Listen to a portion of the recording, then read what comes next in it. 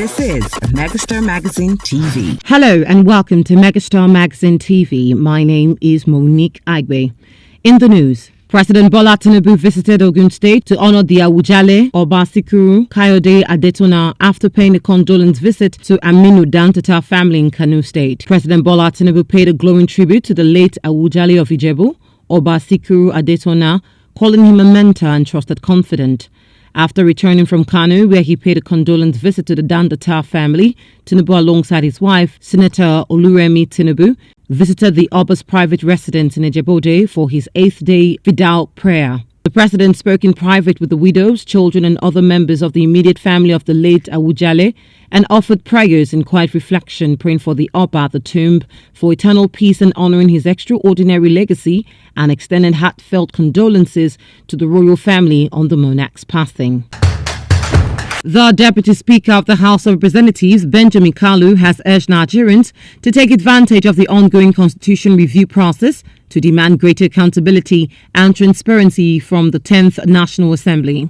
Speaking at the Constitution Review in public hearing in Owerri, the centre serving Imo and Abia states, Kalu highlighted the importance of citizens' participation in the process. The public hearing is a part of ongoing efforts to review and amend the 1999 Constitution, with stakeholders and citizens making submissions on the way forward for the Nigerian state.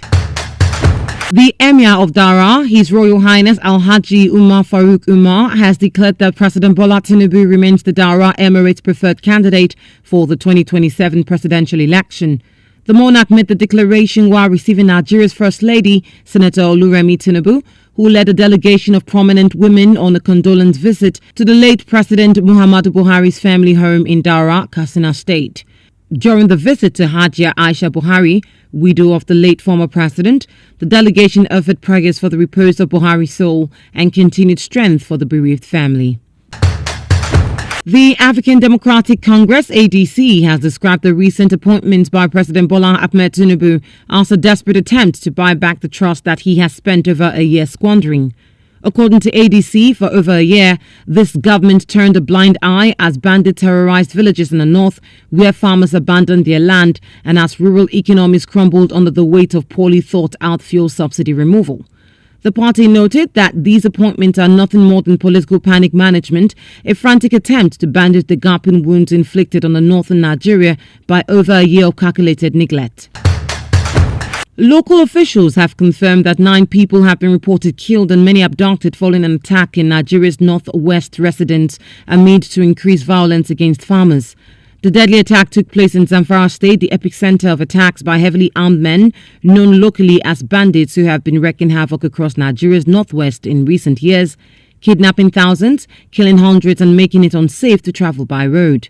Hamisu Faru, a local lawmaker, confirmed the attack, saying the assailants took no fewer than 100 people, including women and children. On the foreign scene, the Israeli military has issued a new forced evacuation warning for the Palestinians in central Gaza, ordering them to move south to Al-Mawasi, an area Israel has regularly attacked despite declaring it a safe zone. Thousands of leaflets were dropped over the Deir el-Balah, telling displaced families living in tents in several densely populated parts of the city to leave immediately. The military warned of immediate action against Hamas fighters in the area as it continued its deadly attacks on unarmed and starving civilians desperately looking for food, killing dozens of Palestinians.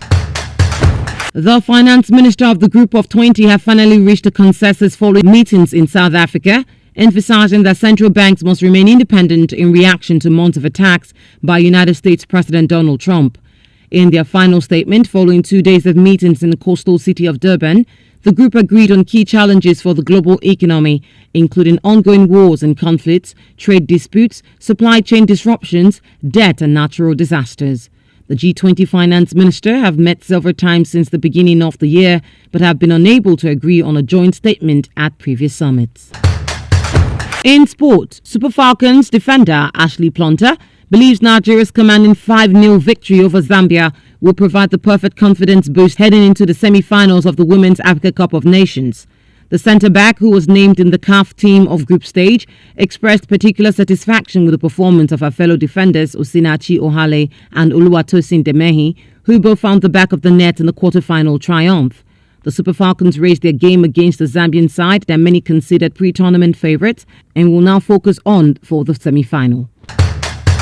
Multiple world heavyweight champion and British professional boxer Tyson says Alexander Usyk knows he is the only man who can end the Ukrainians' reign as undisputed heavyweight champion. Usyk added the IBF belt back to his WBC, WBA and WBO belts with a devastating fifth-round stoppage of Daniel Dubois at Wembley Stadium on Saturday night. Fury has suffered 2-point defeats to Usyk, which are still being angrily questioned by the British star, who remains certain that he can topple the unbeaten 38 years old.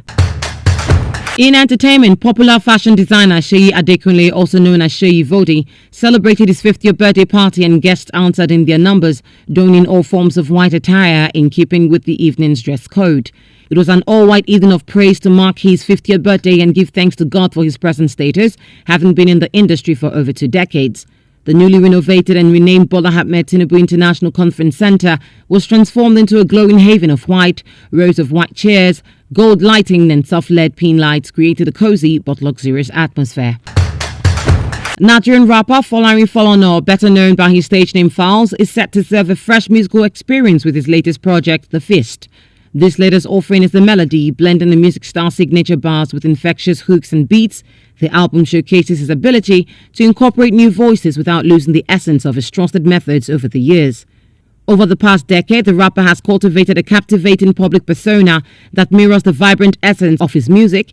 As one of Nigeria's most endearing celebrities, he actively advocates for socio-political causes while navigating a delicate balance between activism and political power. That has been the news. For more information, follow our social media platforms showing on your screen. Up next is Voices from the Street. Hi guys, my name is Queen Brown from Megastar Magazine TV. Today's question is, if you are given the opportunity to be the FCT minister for 24 hours, what would you do right? What would you do? Let's go to the street and get the opinion of people. Thank you. The first thing I would do is to upgrade the transportation system in Abuja. I feel like Abuja was not built for public transportation. So maybe we could try and draw out the plan for trains, to have like train stations, to have better transportation systems for commuters, and then to actually reduce the traffic on the road, because people really not use their cars anymore if we have enough trains. So that's what I'll do. Just for that day, I'll be like, let's work it out. Yeah. Thank you. That's nice. Thank you so much. Yeah, you're welcome. The first thing I will do, or the first issue I will tackle, is to chase these Bola boys away from Abuja, because we are really having bad experience with them presently, every day. How is that? You are Kubwa. How? They will just come. If you leave your house, maybe you leave your generator, you are using your generator outside, you can come back, you can come inside now, you will not see your generator again. Yes. So is that all? The next thing I will do now is maybe transportation. If there can be access to transportation that will be cheap, maybe those people that are going, they are moving far, if there will be cheap transportation and to be available all the time. They can make vehicles accessible to all. Sure, yeah. Nice. Yeah. That's All right, thank you. You're welcome. First of all, I'll shut down Nigeria, then correct Nigeria. Because if you don't shut down, you can't get it right. I'll shut Nigeria down. Shut down everywhere, then correct it. As an FCT minister? Yes, I'll shut down. Let's say power start from Abuja now. Everything you're doing in other states starts from Abuja. So when you shut down the Abuja, you correct everything, then you cannot pick up. Because you can't just correct everything when you're still in vogue. People are still operating. There are so many people there that are above you, but you're just privileged to be the minister. But when you shut it down, you cannot start afresh.